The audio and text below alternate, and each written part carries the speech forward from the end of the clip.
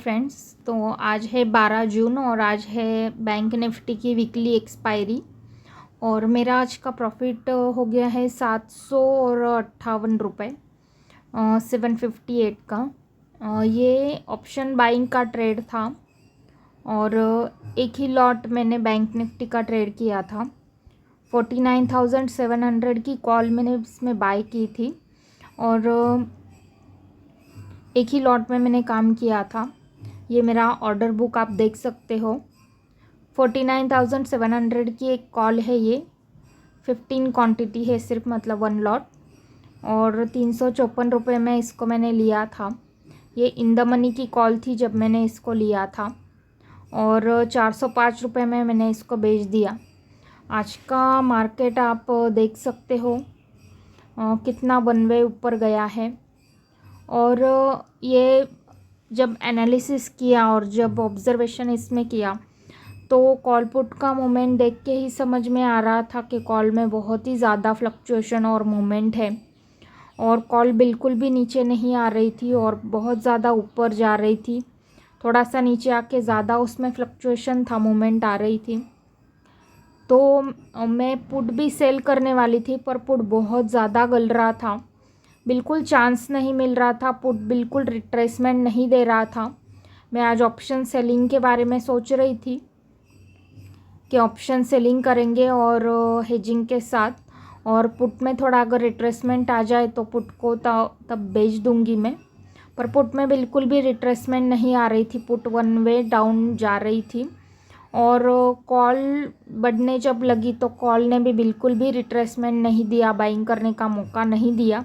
फिर भी मैंने हिम्मत करके एक लेवल पे उसको बाय कर लिया और वहाँ से विद इन कुछ मिनट में ही मैंने ये ऑर्डर लगा के रखा था 405 रुपये का।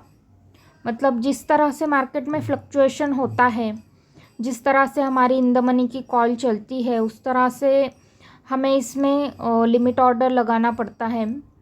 तो मैंने कुछ 750 रुपये काउंट करके कि अगर ये 50 रुपीज़ मूव हो जाती है तो मुझे 700 750 रुपये इसमें मिल सकते हैं। तो मैंने 50 रुपीज़ का इसको लगा दिया था, तकरीबन 50 रुपीज़ का। और विद इन कुछ मिनट में ही आप देख सकते हैं टाइमिंग, 2 मिनट में ही इसने मुझे 50 रुपीज़ दे दिए। 9:55 पे मैंने इसको लिया, तुरंत मैंने लिमिट ऑर्डर लगाया और फ्लक्चुएशन में ये 2 मिनट में ही मेरा लिमिट ऑर्डर एग्जीक्यूट हो गया और 2 मिनट में ही मुझे 758 रुपये का प्रॉफिट हो गया। हालांकि ये 2 मिनट में होता दिखता है हमें, पर इसके पीछे बहुत बड़ा एनालिसिस होता है और सब कुछ देखना पड़ता है। ट्रेड तो मैंने 10 बजे लिया था, पर 9:15 बजे से मैं इसको देख रही थी, एनालिसिस कर रही थी और इसके पीछे बहुत सारा एक्सपीरियंस भी रहता है। एक्सपीरियंस के साथ जैसा हम पीछे लॉसेस करते हैं, लॉसेस देख देख के लॉसेस से अगर हम सीख पाते हैं अच्छा, तो इससे हमें फ्यूचर में फ़ायदा हो सकता है। समझने का और देखने का और लॉस बियर करने की कैपेसिटी का और एक्सपीरियंस का टाइम देने का ये गेम है। कल अपन ने 128 रुपये लॉस किया था और आज ये 4 गुना कल के लॉस से प्रॉफिट हो गया है। मतलब वो तो कब का रिकवर हो गया है। तो इस तरह से हमें ट्रेडिंग करनी चाहिए जिसमें लॉस हमें छोटे ले सकें और प्रॉफिट हम बड़े ले सकें। ये सुनने में और बोलने में काफ़ी सिंपल लगता है, पर ये चीज़ें सिर्फ़ और सिर्फ एक्सपीरियंस के साथ आती है, मार खा खा के आती है, रेड कलर बियर करने पे आती है। और ये कोई मौत के कुएं से कम खेल नहीं है, मौत के कुएं जैसा ही खेल ही है ये।